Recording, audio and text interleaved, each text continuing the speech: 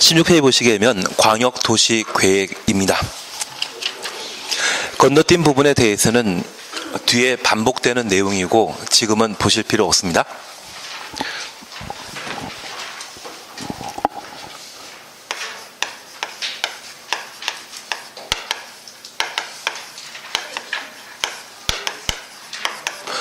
광역도시계획은 광역도시에 수립하는 계획을 말합니다. 그래서 광역도시는 둘 이상의 특별시, 광역시, 시군을 광역도시라 하고 둘 이상의 도시의 성장 발전을 도모하기 위해 수립하는 계획을 광역도시계획이라 표현하게 됩니다.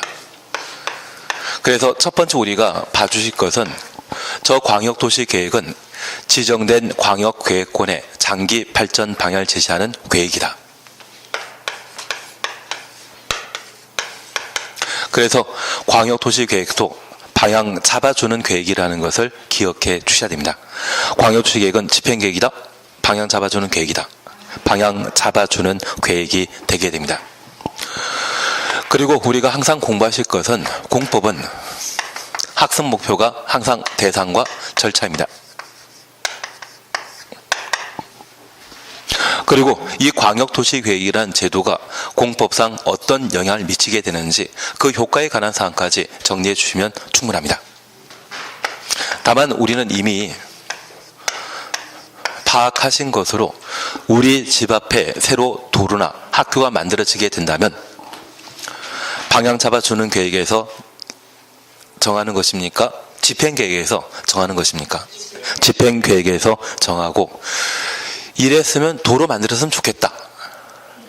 그런 방향을 제시해 주는 것이 광역도시계획의 특징이 되게 됩니다.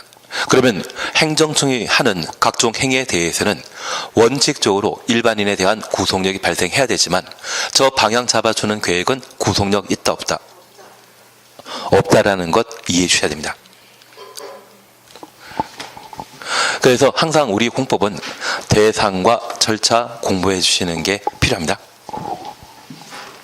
그러면 이제 이렇게 잠깐 이해하고 지나가십니다. 만약 남양주시라고 하는 곳과 그리고 하남이라는 곳에 새로 다리를 하나 만들게 되면 그 다리 이름은 이미 널리 공개되었습니다. 수석대교를 하던데요. 이 수석대교라고 하던데, 그러면 이 다리를 하나 만들고자 한다면 남양주시장 혼자 만들 수 있다? 하남시장과 함께 만들어야 된다. 함께 만들어야 됩니다. 그런데 이 다리를 만들게 된다고 하면 하남시의 교통량이 많아짐으로써 하남시장이 다리 연결하는 것을 반대할 수 있습니다. 이 다리가 연결되지 않는다면 남양주의 성장 발전이 좀 장애가 발생한다고 하면 이것 어떻게든 만들 필요 있죠. 그럴 때 저 다리 설치라고 하는 제한적 목적을 달성하기 위해 저 남양시와 하남시를 하나의 광역계획권으로 묶고 이곳에 다리 어디에 만드는 것이 좋은지 계획 잡을 수 있지 않겠습니까? 그 계획을 광역도시계획이라 표현하게 됩니다. 만약 이 하남시장이 찬성한다고 하면 크게 문제 없지만 반대한다고 하면 하남시와 남양시를 하나의 광역계획권으로 묶어놓고 다리 건설 계획을 수립할 필요가 있습니다. 그때 수립하는 계획을 광역도시계획이라 표현하게 됩니다. 그리고 이 남양주와 서울을 연결하게 되는 도로를 새로 만들거나 또는 지하철 연장한다는 이야기를 들어본 적 있으십니다. 그래서 지하철 4호선을 연장하게 되면 그 지하철 4호선은 서울과 남양주를 연결하는 시설이 되게 됩니다. 그런 시설이라고 하면 그냥 시설이 아니라 광역시설이라 표현하게 됩니다. 둘 이상의 시군에 걸쳐 운행하는 시설이 있다고 하면 그것을 광역시설이라 표현하게 되는데 그 광역시설을 어디에 설치하는 것이 좀 더 합리적인지 그리고 그 설치 비용에 대해서는 누가 부담할 것인지 그러한 문제들을 파악하는 것을 광역도시계획이라 표현하게 됩니다. 그러면 서울시와 남양주에 걸쳐 지하철 연장하게 된다면 저 서울은 기초지방자치단체이다. 광역지방자치단체이다. 광역입니다. 그러면 남양시장과 서울시장이 합의해 설치하면 참 좋겠지만 이러한 지하철 연장이 서울에 교통부담으로 등장하게 되면 서울시장 반대할 수 있거든요. 이 남양주는 경기도에 속해 있습니다. 그러면 저 서울시장이 반대한 사업에 대해 경기도와 함께 계획 수립하면 참 좋은데 그게 힘들다고 하면 경기도와 서울의 상급관청은 국토교통부 장관이 되게 됩니다. 저 국토교통부 장관이 서울과 경기도 남양주를 하나의 광역계획권으로 지정하게 되면 그곳에 지하철 4호선 연장과 관련된 광역도시계획을 수립할 수 있을 겁니다. 그러면 이 광역도시계획은 광역도시는 둘 이상의 특별시, 광역시, 시, 군인데 저 광역도시를 수립할 수 있는 장소를 광역계획권이라 하고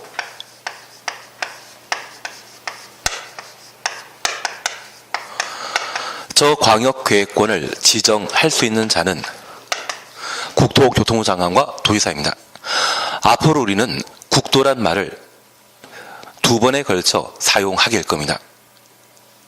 그래서 앞으로 국도란 말을 두 번에 걸쳐 사용하기 때문에 나중에 지방도 알고 국도도 한번 타보셔야 됩니다. 국도라고 하는 도로도 한번 자동차 이용해서 타보시는 게 필요하십니다. 그래서 저 국도를 타보시게 되면 국도가 좀 익숙해지지 않을까 싶습니다. 특별히 저 광역계획권의 지정 대상이 서울과 경기도 남양주시라고 하면 둘 이상의 시도에 걸쳐 광역계획권을 지정할 필요가 있을 때는 국토교통부 장관이 광역계획권을 지정할 수 있고 경기도라고 하는 같은 도 안에 둘 이상의 시군에 걸쳐 광역계획권의 지정이 필요하다고 하면 도지사가 광역계획권을 지정할 수 있습니다. 그래서 광역계획권을 지정할 수 있는 자는 누구? 국도입니다.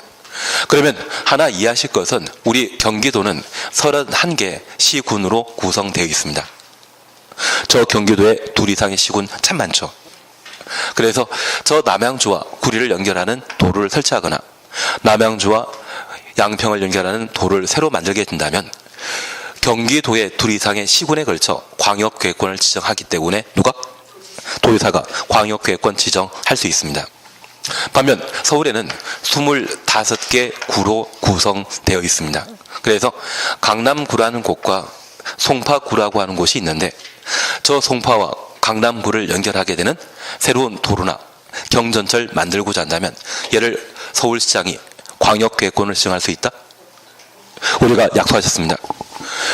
광역도시계획은 광역도시를 대상으로 하는데 이 광역도시 범위에는 구는 있다 없다? 없습니다. 광역도시는 넓은 도시가 아니라 둘 이상의 특별시, 광역시, 시, 군을 뭐라 한다? 광역도시라 했습니다. 그러면 서울시장은 광역계획권 지정할 수 없죠. 서울시에 강남구와 송파구를 연결하는 도로 하나 만들고자 한다고 하면 그것은 서울시장이 알아서 해결해 버리면 되지 도시 내부의 이야기이지 다른 도시와 관계된 건 아니지 않습니까? 그래서 현재 서울 같은 경우는 광역계획권 지정할 수 없습니다. 그리고 저 서울과 경기도 남양주 연결하는 도로 또는 지하철 연장하고자 한다면 그때는 둘 이상의 광역지방자치단체에 걸친 문제이죠. 서로 합의해서 설치하면 참 좋은데 합의가 불가능하다고 하면 광역지방자치단체장의 상급관청은 국토교통부 장관이었습니다. 그 국토교통부 장관이 광역계획권을 지정할 수 있습니다. 그리고 이 광역계획권이 지정되게 되면 저 광역계획권에는 지하철 연장이나 수석대교 설치하기 위한 제한적 목적이 있습니다. 그 제한적 목적을 달성하기 위해서는 방향 잡아주는 계획 필요하죠. 그냥 집행하면 된다? 그냥 집행해서는 좀 아닌 것 같은데요. 그냥 집행하게 된다면 난개발 현상이 발생할 수 있고 필요하지 않은 곳에 광역시설을 만드는 경우가 발생할 수 있을 겁니다. 그래서 그 필요성을 충분히 검토하고 집행하는 것이 합리적이지 무분별하게 집행하는 것은 곤란하죠. 그래서 방향 잡아주는 광역도시계획의 수립이 필요한 것입니다. 그러면 저 광역계획권을 지정했을 때 목적이 지하철 연장에 있거나 또는 다리 하나 만드는 것이 목적이었다고 하면 그 제한된 목적을 달성하기 위한 계획 수립하는 것을 광역도시계획이라 표현하게 됩니다. 저 광역도시계획은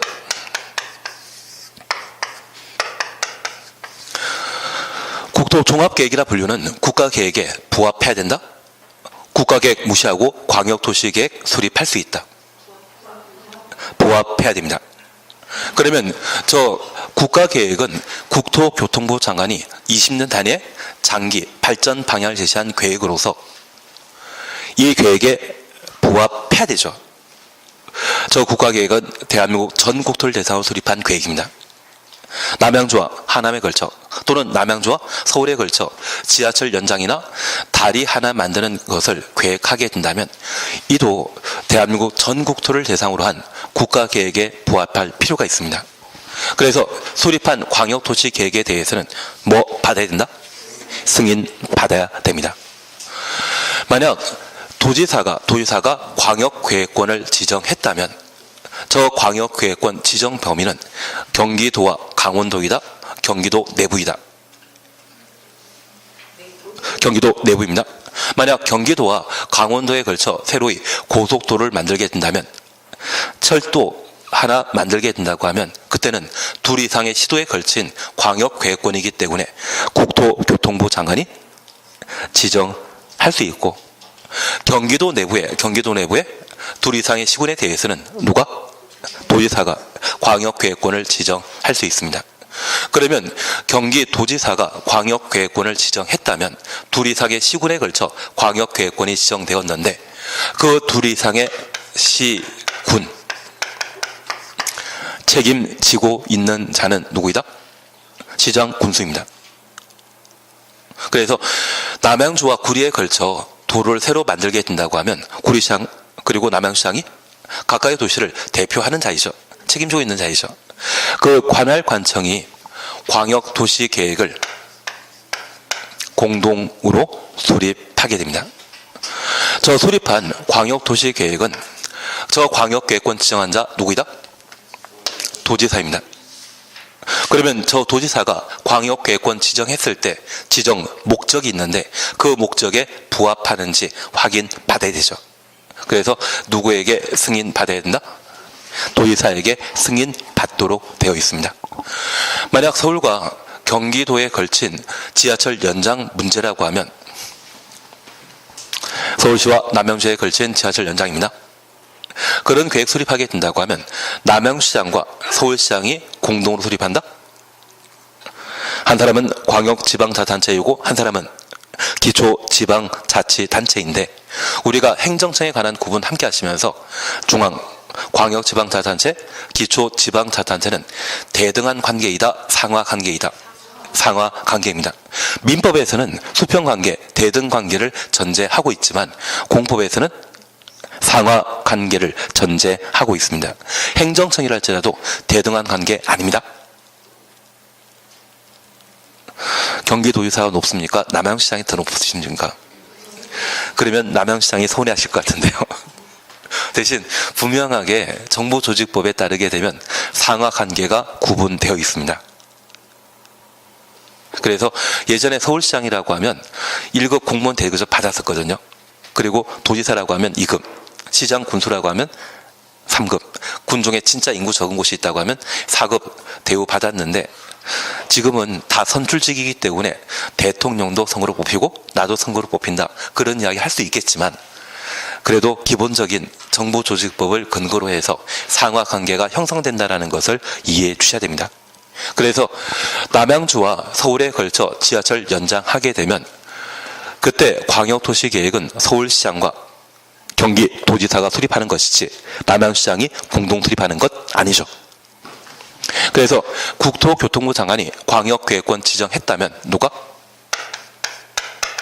시도지사가 공동으로 광역도시계획을 수립하고, 수립한 광역도시계획은 광역계획권의 지정 목적에 부합하는지를 누구에게? 국토교통부 장관에게 승인받도록 되어 있습니다. 그래서 현재 광역도시계획의 수립권자는 도지사가 광역계획권 지정한 때는 시장 군수가 공동 수립하고, 누구의? 도지사의 승인받아야 되며, 국토교통부 장관이 광역계획권 지정했다면 누가? 시도지사가 공동 수립하면 장관 승인받도록 되어 있습니다. 그래서 원칙적인 광역도시계획의 수립권자는 시도지사, 시장 군수 되는 겁니다. 승인권자는 누가 된다? 국토가 승인권자라는 것 구분하시는데, 저 광역계획권을 지정했던 자가 국토교통부 장관과 도지사이기 때문에 이 광역계획권의 관할 관청은 국토입니다. 국토의 승인 받아야 된다는 것 확인해 놓습니다. 다만 우리가 하나 이해하실 것이 있습니다. 여기 공동 수립이라고 하면 시장 군수, 시도지사가 서로 합의해야 되죠. 서로 동의해야만 공동 수립할 수 있을 겁니다. 다만 이번에 남양주와 하남시를 연결하게 되는 수석대교를 만들고, 이 수석대교를 통해 강동역까지 연결되는, 천호동까지 연결되는 그런 도로교통망을 이용하게 되었을 때 하남시의 교통체증이 심각하게 발생할 수 있다 해서 하남시장이 공동 수립을 반대할 수 있죠. 합의가 이루어지면 참 좋은데 합의가 불성립하는 경우가 발생할 수 있을 겁니다. 만약 그렇게 합의가 성립되지 않는다고 하면 1년, 2년, 3년, 5년, 10년 동안 저 광역도시계획을 수립하지 못하는 경우가 발생할 수 있습니다. 이것 문제 있죠. 그래서 우리가 잠깐 하나 이해하실 것이 있습니다. 둘 이상의 행정청이 상호 의견을 교류해서 뭔가 결정하고자 한다고 하면 세 가지 절차에 따라 타협을 실시하게 됩니다. 그 방법으로서 협의 절차가 있습니다. 협의는 상호 대등 관청일 때 타협하여 뭔가 결정하는 것을 협의라 표현하고 있습니다. 그리고 이미 우리가 하나 보신 게 있습니다. 하급 관청이 상급 관청에 동의 구하는 것을 승인이라 표현하고 있습니다. 그래서 이 승인은 하급 관청이 자신의 의견을 관철하기 위한 절차라고 이해해 주시면 됩니다. 그리고 의견 청취 방법이 있습니다. 여기 의견 청취는 상급 관청이 자신의 의지를 관철하기 위해 진행하는 절차를 의견 청취라 표현하게 됩니다. 그래서 이런 세 가지 절차가 존재한다는 걸 하나 확인하시고, 특별히 저 의견 청취 형태는 총 5개가 있는데 그 5개 중에 주민 의견 청취하는 것도 있습니다. 그러면 우리나라 헌법을 공부한 적 없지만 가끔 영화 보시면서 대한민국의 모든 권력은 대통령으로부터 나온다, 국민에게서 나온다, 국민에게서 나옵니다. 그러면 이 광역도시계획 등의 각종 행정계획을 수립하게 되면 우리 삶에 큰 영향 끼치거든요. 주민 의견 청취해야 되죠. 그러면 국가와 국민 사이의 관계는 대등 관계이다, 상하 관계이다. 공법에서는 상하 관계로 전제하고 있습니다. 이해되시겠습니까? 이해하시는 게 제일 중요합니다. 그리고 저 주민 의견 청취와 관련되어서는 공법상 총 3군데에서는 주민 의견 청취 없습니다. 뭔지 모르지만 3개입니다. 그리고 의견 청취 방법에 있어서는 공청회와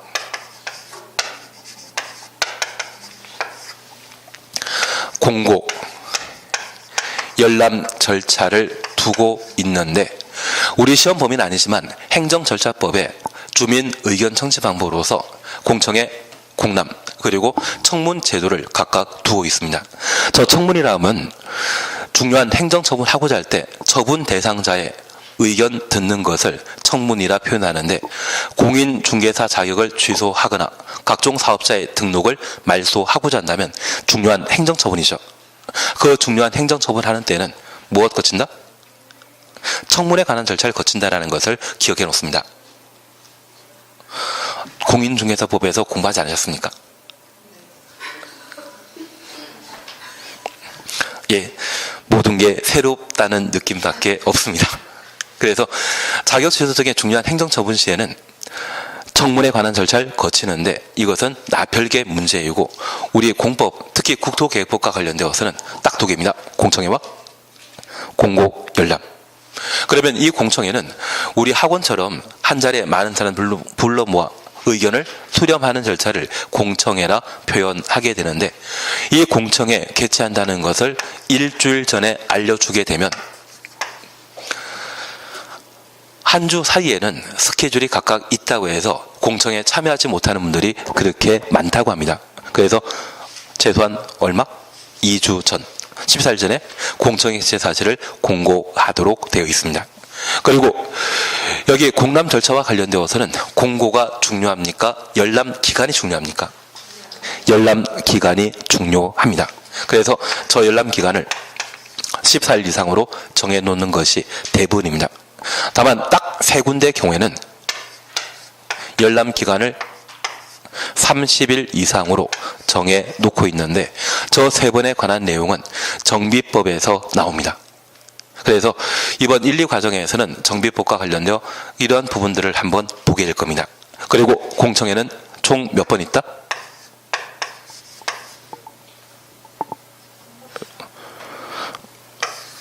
공법상 총 5번 나오는데 우리 시험에 나오는 것은 딱 3번입니다.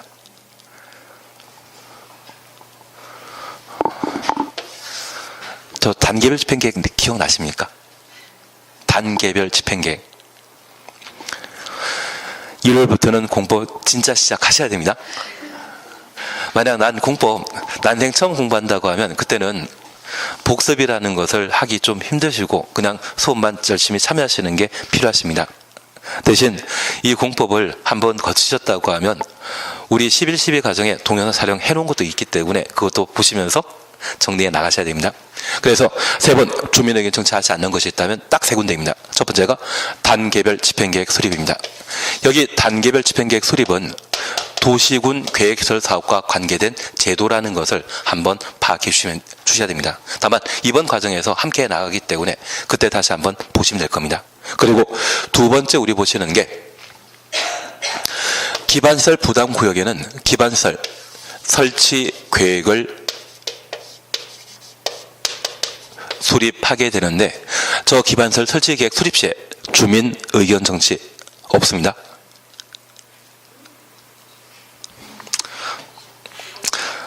이번 달부터는 복습하실 거죠. 그리고 마지막 한 번은 사실 11, 12 과정에 다루지 않았지만 나중에 도시개발법 공부하시면 저 도시개발법에 실시계획이라는 제도가 있습니다. 저 실시계획 인가 받고자 하는 때 주민 의견 청취가 없습니다.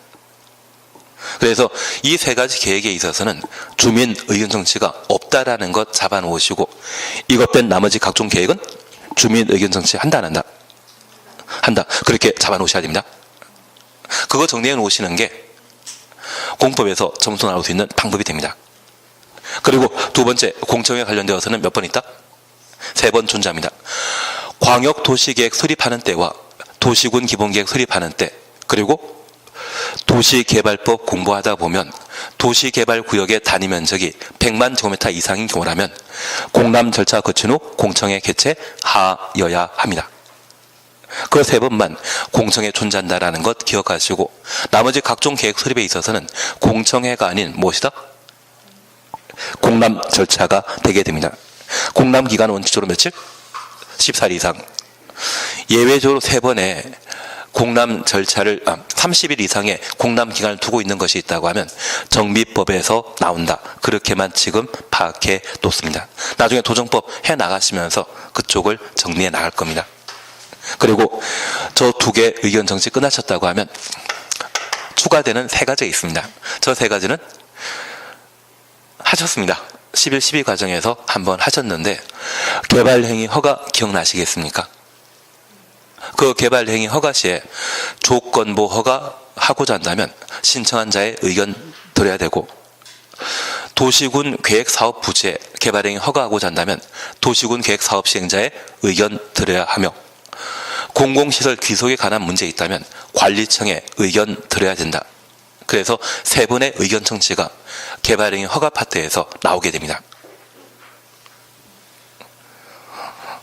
저는 이렇게 했는데 다들 시험 보고 나면 했던 기억이 없다는 말로 그냥 마무리 지으시더라고요.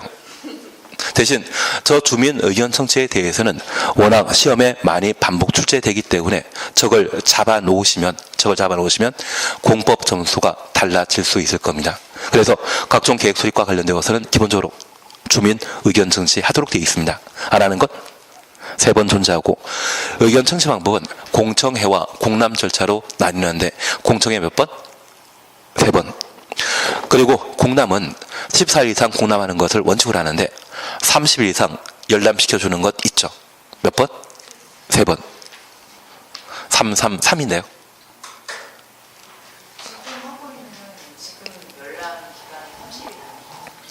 아닌데요. 그건 아직 진도도 안 나갔고 지난 시간에 한번 이야기했는데 이제 다시 하십니다. 예, 그래서 우리 다시 한번 봐주시는 게 여기 수립 승인과 관련되어 저런 절차가 거친다라는 것 한번 확인하시고, 이 공동 수립이라고 하는 것은 상호 협의를 전제한다는 것 다시 한번 파악해 주셔야 됩니다. 협의 안 될 수 있죠. 협의 안 될 수 있습니다. 그래서 예외적으로 협의가 이루어지지 않는다면 저 광역계획권의 주인, 광역계획권의 관할청은 누구이다? 국토입니다. 그래서 국토교통부 장관과 도지사가 광역도시계획을 예외적으로 수립할 수 있는데, 특별히 광역계획권 지정하면 3년 내에 공동수립해서 승인 신청하도록 되어 있습니다. 그 3년 이내에 승인 신청하지 않는다고 하면 누구라도, 국토교통부 장관, 도지사라도 직접 광역도시계획을 수립할 수 있습니다. 이해되시겠습니까? 그리고 두 번째입니다. 여기 도지사가 예외적으로 광역도시계획을 수립했다면 이 도지사는 원래 뭐 하는 자였습니까? 승인권자입니다. 그러면 회사에서 사업계획을 하나 만들게 되면 사장님 결제 받아야 되지 않습니까? 그 사장님이 답답해서 사업계획서 직접 작성했다고 하면 사장님에게 자기에게 승인 받는 일 있다 없다? 없습니다. 그래서 도지사가 예외적으로 광역도시계획 수립하게 되면 승인 받는다 안 받는다? 안 받는다라는 것 확인해 놓습니다. 그래서 우리는 수립권자와 승인권자 각각 보셨는데, 저 수립권자에 있어서는 예외적 수립권자 존재한다라는 거 기억하시고, 그 예외적 수립권자는 누구이다? 국토입니다.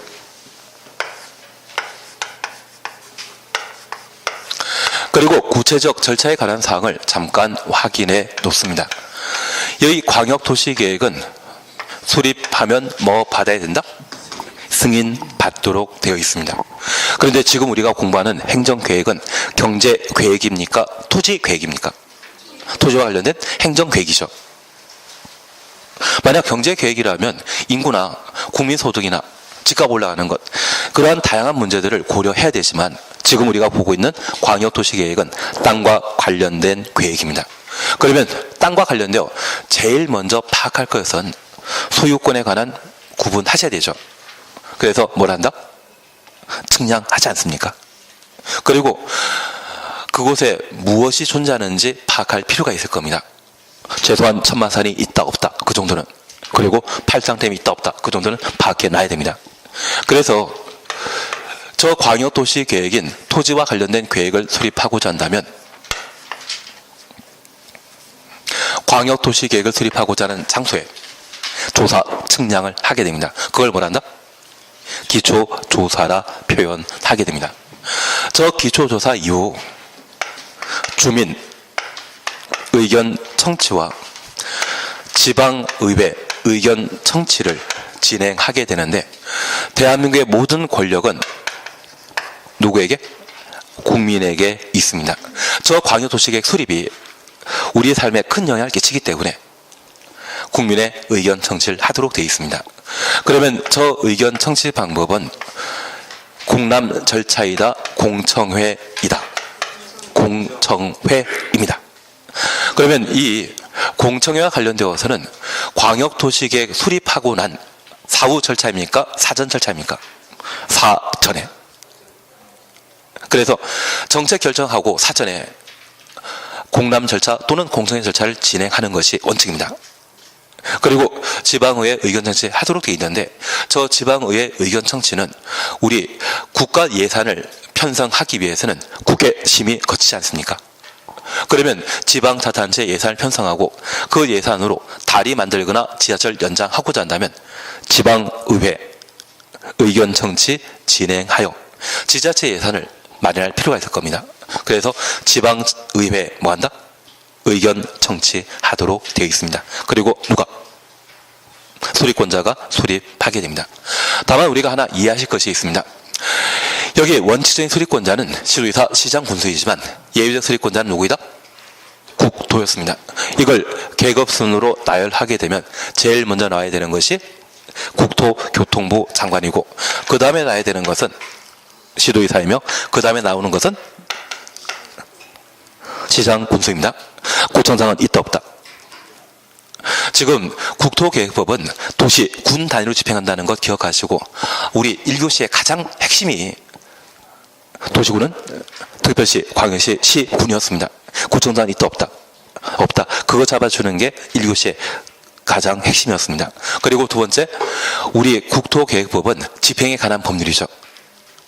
사실 국토기본법에는 집행에 관한 이야기가 없습니다. 그래서 부동산 관련된 가장 최고의 법률이라면 국토기본법이지만 방향만 잡아주고 집행하지 않기 때문에 구속력이 없기 때문에 국토기본법을 공부 안 하는 겁니다. 우리에게 뭔가 영향이 있어야만 공부할 맛이 나죠. 나하고 전혀 관계없는 일이라고 하면 공부할 필요 없지 않겠습니까? 그러면 저 집행은 도시, 군 단위로 이루어진다는 거 기억하시고 저 도시, 군 계획은 광역도시계획은 포함된다? 빠진다? 빠집니다. 도시, 군 계획은 기본계획과 관리계획으로 구분하는 것. 그거 두 개 잡아주시는 게 1교시 학습 목표였습니다.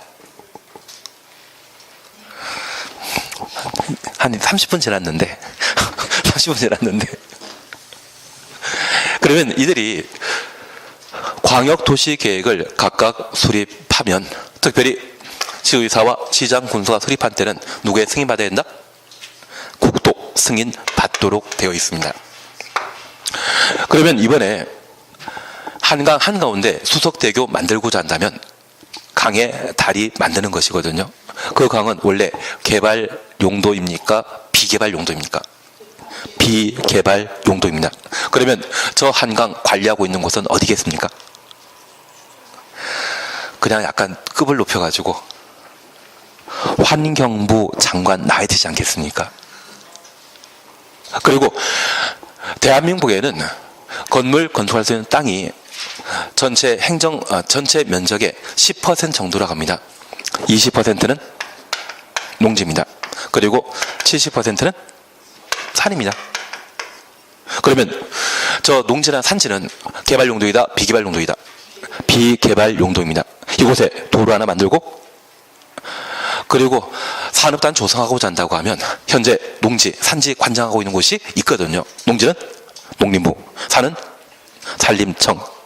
그러면 이들은 저 농지나 산을 밀어버리고 산업단지 만드는 것이 또는 3기 신도시에 해당되는 왕숙지구 개발하는 것이 공익에 더 부합하는지 현재 관할하고 있는 행정청에게 물어봐야 되죠. 그 행정청이 반대하면 개발한다 못한다? 못합니다. 그래서 저런 세 가지 절차를 거쳐 광역도시계획에 대한 승인 신청하게 되면 협의 절차를 거치게 됩니다. 저 협의는 현재 비개발 용지인 한강 한가운데 또는 산 한가운데를 밀어버리겠다고 하면 그 사업이 공익에 더 부합하는지 개발하지 않고 그냥 놔두는 것이 공익에 부합하는지 현재 관할 관청에게 물어봐야 되죠. 그 절차를 못한다? 협의라 표현하게 됩니다. 제2롯데월드가 지금 한창 만들어 놨는데요. 그 제1롯데월드는 한때 서울시장 오세훈 시장이 건축허가 내주고자 했는데 그곳이 성남 비행장의 항공구역에 포함된 땅이었거든요. 항공의 안전한 이착륙을 도모하기 위해 공군 측에서 제1롯데월드 건축에 대한 협의 절차에서 반대 의견을 제시한 적이 있습니다. 그래서 한때 무산되었습니다.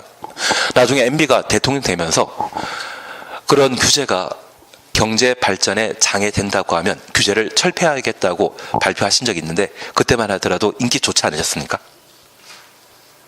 그래서 성남 비행장 혈도를 3도 정도 트시면서 그때 한 4천억 가까운 돈을 사용하셨는데 그 돈은 MB 돈에서 나왔겠습니까?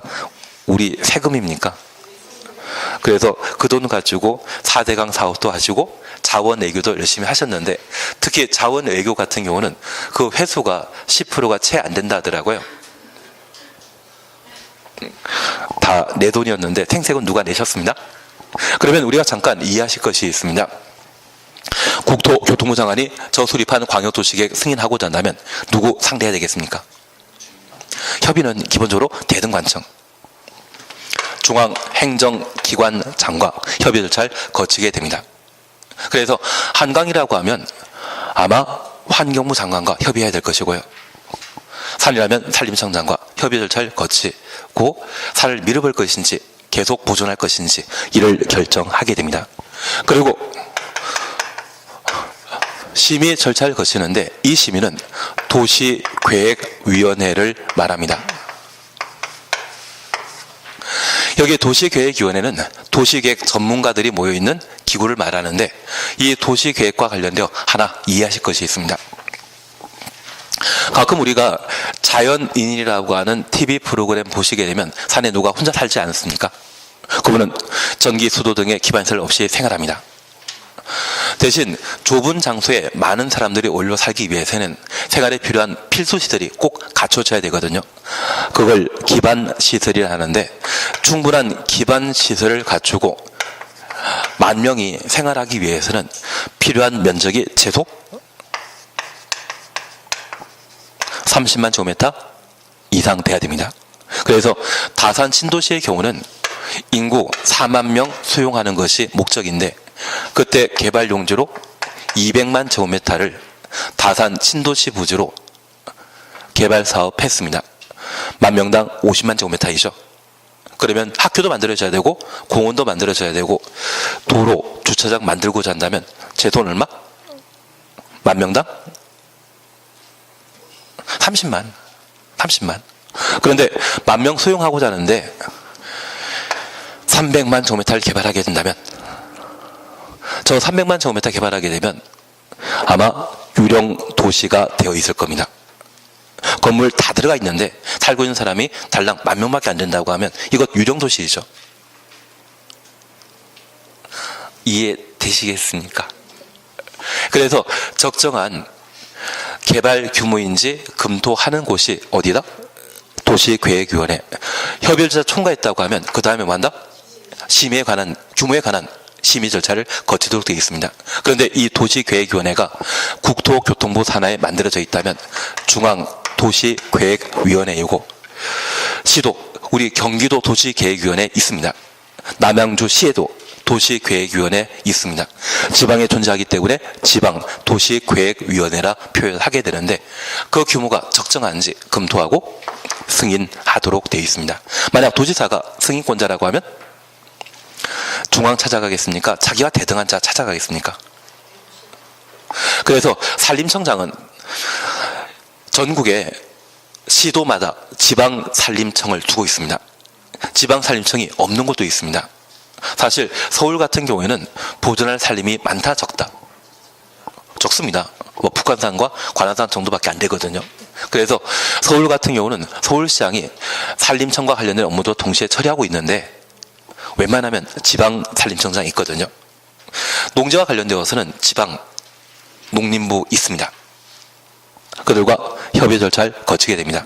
그리고 심의, 중앙에서 한다, 지방에서 한다. 승인권자가 도지사라고 하면 자기와 관할 같은 지방도시계획위원회 심의 거치는 것이지 중앙 거치는 건 아닙니다. 만약 시험에 도지사가 광역도시계획 승인하고자 할 때 중앙도시계획위원회 심의 거쳐야 된다. 그러면 관할이 잘못된 것이죠. 장관은 중앙 거쳐야 되는 겁니다. 도지사는 관계 행정기관장과 어디? 지방도시계획위원회 심의 거치도록 되어 있습니다. 이렇게 승인한 광역도시계획에 대해서는 수립권자에게 송부하도록 되어 있는데 하나 이해하실 것이 있습니다. 이번에 수석대교를 만들기 위해 광역도시계획 수립했다고 하면 그 수석대교를 만드는 자는 남양주 시장입니까? 경기도지사입니까? 남양주 시장입니다. 하나 이해하실 것은 우리 학교 다닐 때 학교 숙제하시면 담임선생님이 숙제해오면 참 잘했어요라는 도장 찍어주고 뭔가 부족한 게 있으면 뭔가 보완하라고 지적사항 적어놓지 않습니까? 그걸 담임선생님이 보관하고 있으니까 공부하는 학생이 가져가야 됩니까? 그래서 숙제는 항상 학생들에게 다시 돌려줬던 것 같은데요. 나는 받은 적 없다. 받아보셨습니다. 그러면 실제 공부할 또는 다리 만들 그 사람들이 가지고 있어야 되지 저 광역도시계획을 승인권자 가지고 있을 필요 없죠. 그래서 뭐한다? 송부를 하게 됩니다. 그러면 이런 절차에 따라 광역도시계획이 제대로 만들어졌다는 것을 나만 알면 된다? 알려줘야 된다. 알려줘야 됩니다. 그게 공고, 열람이 되게 됩니다. 다만 우리가 하나 이해하실 것이 있습니다. 방향 잡아주는 광역도시계획과 도시군 기본계획은 일반 국민에 대한 구속력 있다 없다? 없습니다. 그러면 10년 전, 20년 전 광역도시계획에 대해서는 알려줄 필요 없죠. 잠깐 알려주는 것이지 영원히 알려줄 필요 없지 않습니까? 그러면 이 방향 잡아주는 광역도시계획은 구속력 없는 계획이었습니다. 그래서 며칠 30일 이상 열람하게 하는데 만약 이 방향 잡아주는 계획을 10년 전 걸 알려달라고 하면 남양시장은 좋아하겠습니까? 싫어하겠습니까? 귀찮게 했다 해서 싫어하거든요. 그래서 짧게 알려주고 말아버립니다. 다만 우리가 하나 이해하실 것은 이때 열람, 공고 열람은 정책 결정 전의 절차입니까? 후의 절차입니까? 정책 결정 후의 절차입니다. 지금 우리가 의견 청취라고 하는 것은 각종 계획 수립할 때 사전 절차로서 국민의 의견을 듣는다는 이야기고 이때 열람은 확정된 광역도시계획을 잠깐 알려주는 절차입니다. 그래서 구속력 없는 계획에 대해서만 짧게 알려주고 말아버리는데 구속력 있는 도시군 관리 계획인 경우라면 10년, 20년 일이라 할지라도 반드시 알려줍니다. 그래서 구속력 없는 광역도시계획과 도시군 기본계획에 있었으면 확정된 광역도시계획을 며칠? 30일 이상 열람한다. 이런 거 시험에 지금 공부하는 거 아닙니다. 시험에 잘 안 나옵니다. 나오면 이게 나옵니다. 우리가 목표 삼을 것은 딴 게 아니라 시험에 나올 것만 열심히 보시는 게 합리적입니다. 별로 좋아하는 표정이 아니신 것 같습니다. 그래서 우리 16페이지에는 광역계획권 지정이 있는데 먼저 이것을 하나 봐주십니다. 19페이지를 잠깐 확인해 주십니다. 19페이지 찾으셨죠? 19페이지 찾았습니까? 의의만 잠깐 보고 치웠다 하십니다. 광역도시계획이란 둘 이상의 특별시, 광역시, 시군 단위로 지정된 광역계획권 줄여놓습니다. 광역계획권 줄만 쳐놓습니다. 광역계획권은 광역도시계획을 수립하기 위한 장소입니다.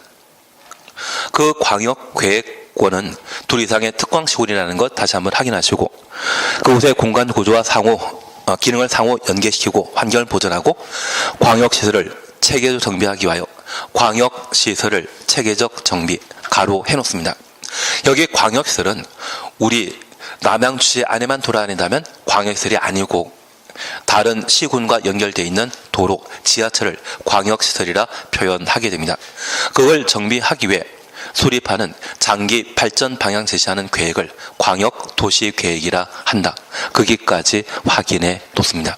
그러면 우리 두 가지만 다시 한번 정리해 놓습니다. 현재 우리가 함께 공부하시면서 국가계획인 국토종합계획을 도시군 단위로 집행하기 위한 계획을 도시군 계획이라고, 저 도시군 계획은 기본계획과 관리계획으로 구분하고 있는데 종합계획으로 불리는 것은 기본계획만. 광역도시계획은 종합계획 2단이다. 아닙니다. 광역시설 하나 정비하기 위해 수립하는 부문별 계획이지 종합계획이 될 수 없습니다. 종합계획이라 불리는 것은 오직 무엇만? 기본계획만. 도시군관리계획은 종합계획 2단이다. 아닙니다. 이 도시군관리계획은 구체적인 집행에 관한 사항으로 개발, 정비, 보존에 관한 계획입니다. 개발, 정비, 보존하기 위해서는 돈 필요하지 않겠습니까? 우리 남양주의 예산은 무한정 준수한다? 제한돼 있다. 제한돼 있습니다. 그러면 이 종합계획인 도시군 기본계획에서 남양주를 성장 발전시키고자 할 때 예산이 제한돼 있기 때문에 지금 당장 꼭 필요한 것을 하나하나 결정해서 집행하는 것이지 종합적으로 동시에 결정해서 집행하는 것은 아니겠죠. 그래서 현재 광역도시계획, 기본계획, 관리계획 중에 종합계획이라 불릴 수 있는 것은 오직 뭐만? 기본계획만. 종합계획이라는 것 확인해 주셔야 됩니다. 이해되시겠습니까? 두 번째입니다. 방향 잡아주는 계획이라면 저 방향 잡아주는 계획은 우리 국민에게 직접 구속력 있다 없다? 없습니다. 지금 우리 가끔 신문에 수석대교가 어디에 만들어지는지 그 이야기는 들어보셨지만 그건 위치 아직 미정인 상태입니다. 대신 지하철 4호선 연결되는 노선 있지 않습니까? 그쪽 가본 적이 없기 때문에 잘 모릅니다. 대신 그거는 확정된 상태입니다. 그거는 도시군 관리 계획으로 결정된 상태이지만 수석대교가 어디 만들어지는지는 지금 3기 신도시 발표했을 때 잠깐 언급했을 뿐 확정된 게 아니거든요. 구속력이 있다 없다? 구속력 없습니다. 그래서 광역도시계획은 방향 잡아주는 계획으로 일반 국민에 대한 구속력 없는 제도라는 것 확인해놓습니다. 그리고 이 광역도시계획은 국가계획에 부합돼야 된다? 무시하고 만들어질 수 있다. 부합되어야 한다. 그거 잡아주시는 게 필요합니다. 그래서 법적 성적 등에 대해서는 지금 보실 필요 없고 쉴 때 되셨는데요. 쉬었다가 16페이지에 광역계획권 보실 겁니다.